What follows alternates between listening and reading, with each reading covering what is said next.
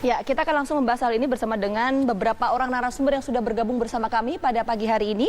Ada tenaga ahli utama Kepresidenan, Bang Ali Mohtar Ngabalin, dan juga politisi Partai Nasdem, Bu Irma Suryani. Selamat pagi semuanya. Selamat pagi. Selamat pagi. Assalamualaikum warahmatullahi wabarakatuh. Waalaikumsalam warahmatullahi wabarakatuh. Ya, nanti kita juga akan terhubung bersama dengan Ketua Relawan Jokowi Mania, ada Bang Immanuel Ebenezer. Tapi saya mau ke Bang Ali dulu.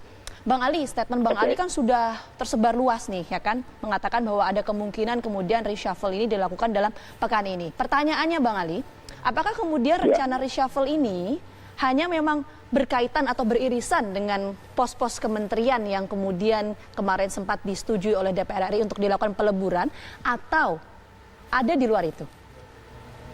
Ya, terima kasih. Assalamualaikum warahmatullahi wabarakatuh. Waalaikumsalam. Pertama-tama selamat puasa dulu ya. Jadi ada dua hal. Hal yang pertama yang harus memang kami memberikan informasi kepada media, kepada pers, kepada wartawan, dan kepada publik itu adalah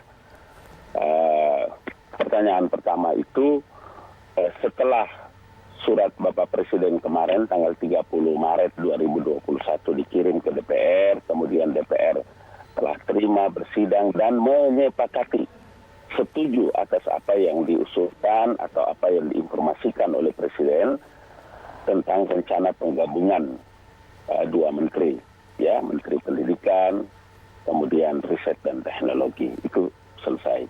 Yang kedua adalah selain itu ada juga pembentukan Kementerian Investasi.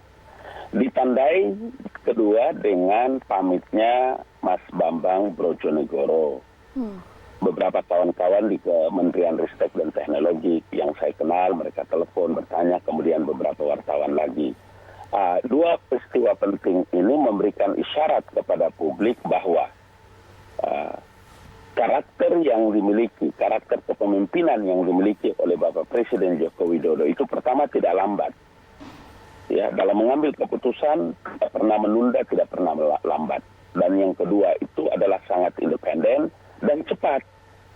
Isyarat itulah yang kita harus memberikan penjelasan kepada publik bahwa peristiwa apakah nanti ada pergantian menteri, ataukah menteri-menteri beliau dilantik kembali, ataukah menjawab pertanyaan Mbak itu bahwa ada lagi pergeseran dari kementerian yang lain, itu sama sekali kita tidak tahu. Kenapa? Karena itu menjadi hak prerogatif Presiden. Betul, Bang Ali. Tapi peristiwa bahwa akan pelantikan dan adanya menteri baru. Menteri baru itu namanya kan Menteri Pendidikan dan Kebudayaan, Riset dan Teknologi. Menteri baru itu namanya adalah Menteri Investasi. Kan begitu logikanya. Iya. Bang Ali, itu yang menurut saya. Ya, bagaimana? Ya, maaf saya potong. Memang betul ini hak prerogatif dari Presiden, tapi kalau tadi Bang Ali sempat mengisyaratkan ada sinyal. Nah, ini kalau kita bicara mengenai perombakan kabinet, isu reshuffle, ini apakah kemudian bisa dibaca seperti ini? Ada trigger tersendiri, karena kalau kita melihat pada perombakan kabinet pada tahun lalu, ini kan sempat ada dua pos kementerian ketika itu Mensos dan juga Menteri KKP yang kemudian kena kasus KPK. Tapi tidak hanya dua pos itu saja yang kemudian diisi jabatannya, tapi ada beberapa pos kementerian. Apakah kemudian itu akan terulang kembali, sinyal itu? Enggak ada pakai istilah-istilah trigger. Yang saya selalu katakan itu bahwa Undang-Undang Dasar tahun 1945 itu memberikan jaminan penuh, otoritas tertinggi, hak prerogatif, bahwa Presiden mau gonta-ganti pembantu-pembantunya dalam menjalankan memimpin kementerian, lembaga, dan lain-lain, kan itu menjadi hak prerogatif Presiden. Bahwa rencana ini kan adalah sebuah konsekuensi dari hadirnya Undang-Undang Cipta Kerja. Dari apa? Ya, kan kita tahu bahwa Kementerian Investasi itu salah satu yang menjadi prioritas itu adalah membuka lapangan pekerjaan dari apa? Dari posisi di KPM itu. Karena begini Mbak, hampir di seluruh dunia itu, semua negara itu punya kementerian, namanya Kementerian Investasi. Itulah kenapa kita bahas, kalau pemerintah itu memperlambat atau menahan-nahan izin, akan berpengaruh terhadap pendapatan negara, akan berpengaruh terhadap... Halo? Bang Ali? Bang Ali? Oke, nanti kita coba perbaiki dulu ya audio kami Itulah dengan yang saya mau katakan bahwa apakah Pak Menteri itu nanti dilantik kembali atau ada yang lain, itu di luar kewenangan Oke, kita. ya. Baik. Tapi peristiwa itu akan ada gitu loh. Oke, baik, sudah dipastikan ya tadi kalau kata Bang Ali. Sekarang kita juga sudah bergabung dengan Emmanuel Ebenezer. Bang Noel, pagi Bang. Pagi. Bang, Anda sudah menyebutkan ada 5 menteri ya yang akan direshuffle gitu. Nama ini dapat dari mana? Kemudian kenapa keluar namanya 5 ini? Pertama begini, kelima nama ini menurut kita duduk di kementerian yang hari ini tidak memiliki kinerja yang cukup baik. Pertama itu. Kedua, kita mengkritisi berkali-kali dan memberi masukan agar orang-orang yang tidak sevisi dan semisi dengan presiden itu lebih baik keluar. Karena kan dari pertama presiden sudah membuat pernyataan bahwa menteri tidak boleh punya visi misi sendiri. Semua harus mengikuti visi misi presiden. Nah, kenapa 5 ini keluar? Pertimbangannya kita lihat Pratikno, Lutfi, Sofian Jalil, lantas kemudian ada Yassin Limpo, begitu juga Joni Plate. Kita lihat dari kelima ini mereka secara kinerja ya tidak begitu bagus. Ini di luar harapan. Apalagi Pratikno berkali-kali kita lihat melakukan kecerobohan yang akhirnya menurut kita ini membuat presiden malah menjadi bahan olok-olokan di publik. Kita ambil contoh kasus persoalan Omnibus Law yang ada beberapa pasal yang salah. Menteri Pratikno ini menyampaikan itu salah ketik, itu kan bahaya. Kedua, persoalan Perpres miras. Oke. Itu. Sorry Bang Noel. Ketiga, persoalan vlog presiden soal tidak ada swasembada tidak ada impor beras selama 3 tahun. Faktanya ada impor beras dari 2018 sampai 2020.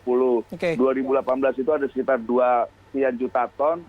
2019 ada sekitar 900 ton, 900 ton. Kemudian 2020 ada sekitar 400 sekian ribu ton.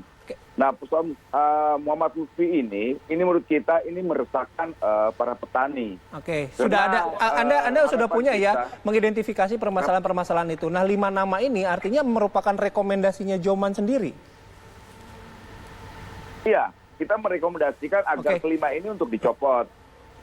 Oke, baik. Dengan pertimbangan-pertimbangan yang kita lihat. Gini, kalau kita sebagai pendukung presiden, kita lebih objektif karena kita tidak punya kepentingan untuk menjadi menteri, apalagi menaruh orang atau menggadang-gadang orang untuk menggantikan semua orang itu. Apa kapasitas kita untuk walaupun kita betul kayak tadi senior saya sampaikan, persoalan penempatan kementerian itu hak prerogatif presiden. Itu betul, kita tidak mungkin mengintervensi, tapi kita juga punya hak memberi masukan ke presiden dalam coba mengganti beberapa menterinya. Ya, itu menjadi hak Anda juga untuk kemudian merekomendasikan sejumlah nama. Tapi saya akan tanya ke Bu Irma kalau gitu. Ada dari 5 nama yang kemudian tadi disampaikan oleh Bang Noel, 2 diantaranya dari politisi Partai Nasdem. Tanggapan Anda seperti apa, Bu Irma? Kita kan tidak melihat dia politisi Nasdemnya. Kita lihat sebentar, Bang Noel. Pejabat negara. Sebentar, Bang Noel. Iya. Saya mau tanya ke Bu Irma dulu. Assalamualaikum warahmatullahi wabarakatuh. Waalaikumsalam warahmatullahi wabarakatuh. Selamat pagi Adindaku Noel. Siap, Bang Ali Mokhtar Ngabalin, selamat pagi. Jadi begini, Noel boleh saja merekomendasikan karena itu hak. Tapi kan hak prerogatif ada pada presiden, itu yang pertama. Yang kedua, soal alasan-alasan kenapa Noel menyampaikan 5 nama tersebut, menurut saya ada satu hal yang Noel juga harus paham. Soal impor beras itu bukan urusannya Menteri Pertanian. Itu adalah urusan Menteri Perdagangan dan Menko Perekonomian. Menteri Pertanian itu hanya menjaga ketahanan pangan. Dan alhamdulillah selama pandemi justru pertanian itu yang tumbuh 2,6%. Yang lain itu hancur lebur, berantakan. Jadi nggak ada alasan menurut saya menempatkan Syahrul Yassin Limpo pada menteri yang tidak berprestasi. Justru Syahrul Yassin Limpo itu yang paling berprestasi selama pandemi. Nah, kalau soal impor beras, tentu itu Menko-nya yang harus ditanya. Nah, makanya Betul. saya terus terang ya, sebentar Noel. Saya pernah ngobrol langsung dengan Pak Syahrul Yassin Limpo.